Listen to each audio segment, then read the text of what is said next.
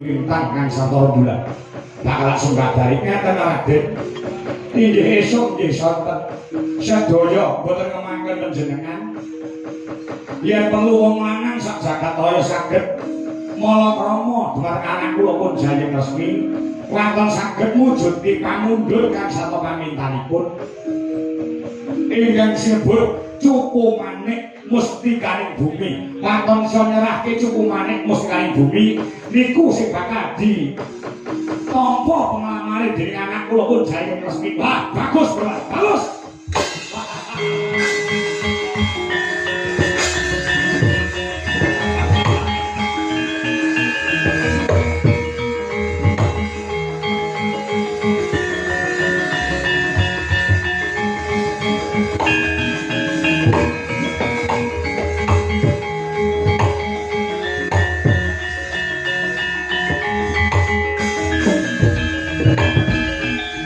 Kala Pandhawa ya gumulung manung siling sata Kurawa Kambah Gangesa Kambah Gangesa kadite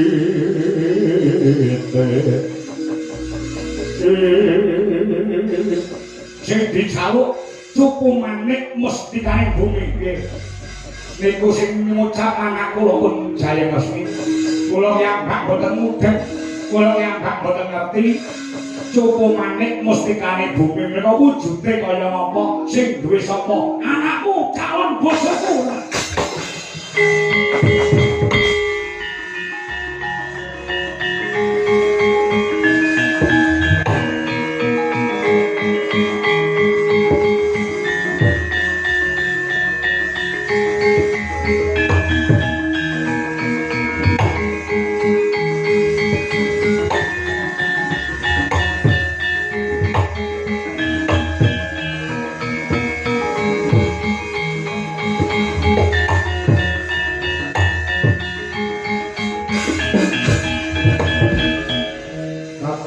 Samping pakaraku supa kapiro kosmo Ako manadha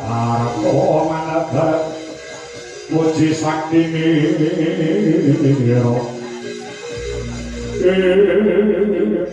Tempat pripun den sampeyan ngerti Cupu Manik Mustikaning Bumi sing duwe sapa yen nyatane putramu putri Jayeng Resmi ngardeni bebono ya gene kok iki kena darani Mban Cindhe Mban Siladan lho rasane kok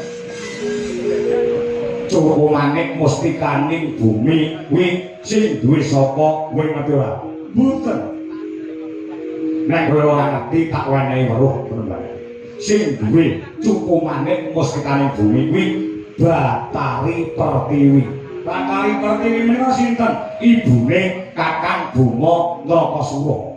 Iki mengko ora burung sing kasil Kakang Buma sing gagal wisanggeni. Mergo sing duwe Cupu Manik Mustikaning Bumi ya mung Batari Pertiwi.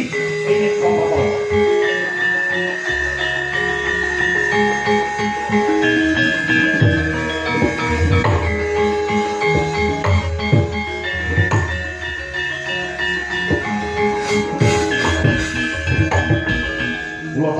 Mban Cindhe Mban Silagan iku njaluk apa ora iso liyane Cupu Manik Mustikaning Bumi yen ora njaluk kuwi tegese dina samangko ngeten lho Den sampean percaya karo Gusti Allah mboten yo aku percaya yen sampeyan percaya kelawan sing gawe urip siji mesti loro jodoh telu wahyu papat derajat 5 munggah kaji 5 iso munggah kaji tegese jodhone manungsa menika sing ngatur sinten sing ngatur sing kuwasa nek pancen niku jodhone adik sampeyan Bambang misanggeni ora bakal kurang dalan misanggeni entuk Cupu Manik Mustikaning Bumi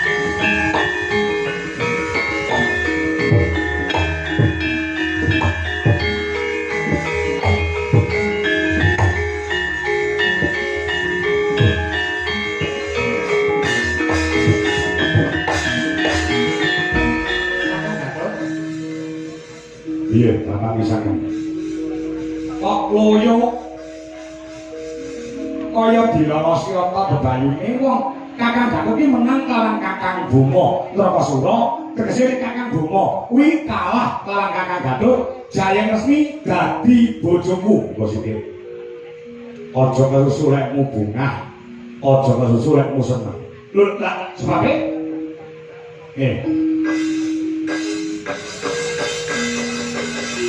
Kabeh iso dirembuk timbang kuwi gula. Maksude aja banget-banget nek mung ngarepke kelawan Jayeng Resmi. Sebabe kok bakal gagal. Mula dina samangko pomo kowe manut karo aku, lalekno Jayeng Resmi, pomo kowe tak golekne prawan ngrancang kene ngono. Sik ta? Kayak kaya dene pedang sama. Ini calon bojomu duweni penjaluk. Aku sing bisa mujuti. Oh sik ta. Aku tak ngomong sik. Calon bojomu duweni penjaluk. Sapa wae ora ngomongake wis anggeni ora ngomongake Kakang Bima Nrakasura. Sapa wae wong lanang iso ngrabi kalawan Jayeng Resmi waton bisa nyerahke sing darani Cupu Manik Mustikaning Bumi. Kowe ngerti ora? Cupu Manik Mustikaning Bumi iki tek sapa? Dewa Betari Pertiwi kayangane Eka Pertala mapane ana jroning bumi. Yen ngono ora mung kimu gandeng Cupu Manik Mustikaning Bumi iki darbeke ibune Kakang Bima, ora mung diwehne Kakang Bima, ora mungkin kok diwehne wis aku. Kula dina samangko pupusan Bismu. Bisa apa? Harapan saya. Dina samang tak golekne prawan liyane wae, mergo calon bojomu sing dijaluk sing duweni ibune Kakang Bima Nrakasura. Aja terus susah.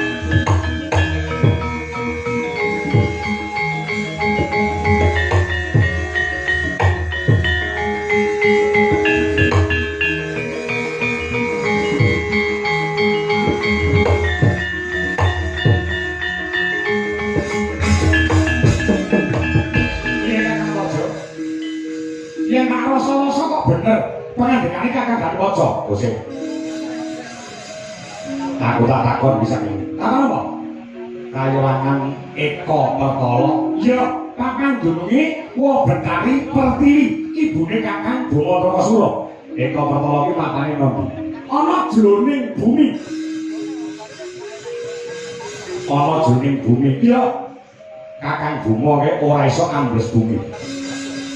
Kakang Bima yen to bakal sowan ana rasane Siwa Betari Pertiwi ana ing Eka Pertala kudu mangan udakara 3 dina munggahe 4 dina mergo Kakang Bima ora iso ambles Bathara beda kalawan kakangmu Antarja. Antarja iso ambles bumi ora saged mubeng-mubeng tekan endi-endi dina samangko ora nganti sedina aku bisa ndrisiki lakune Kakang Bima Nrakasura mergo aku iso ambles bumi ndrisiki lakune Kakang Bima njaluk wujude pamundhut saka calon bojomu Cupu Manik Mustikaning Bumi. Bagus, mangkatmu kapan? Saiki.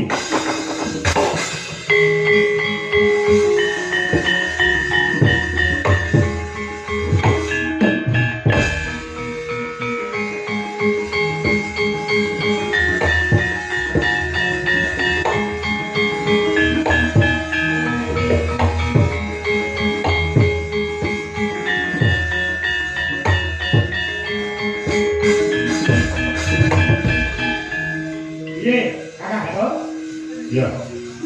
Wah.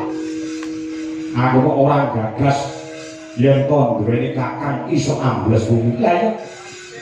Kakang bomo bakal kewirangan. Ning aja gumendhek kumalungkung. Kabeh mau dibudidaya ngancik mangsa kasana iki.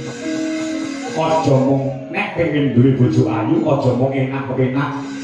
Ndedonga makurbaning Gusti Kang Maha Kawasa, muga-muga lakune Kakang Antareja entuk gawe.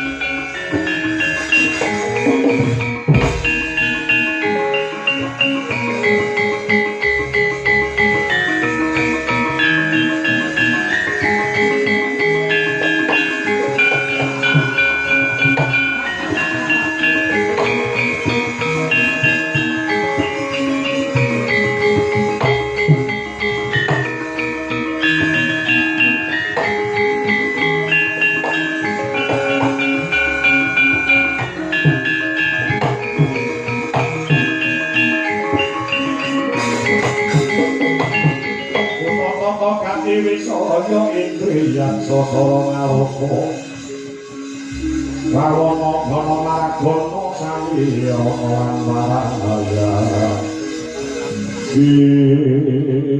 Kang Cakara wonten gawe kami padat mulus dalanku nggon bakal ngabi alam jaya asli lelipun kados pundi dina samengko calon bojoku jaluk cukupane musikaning bumi. Musikaning bumi iki sing duwe ibuku ya kuwi Kanjeng Ibu Betari Pertiwi. Mangan Eko Petala mriko saiki ya telung dina jangkah tekan ngampe ibuku.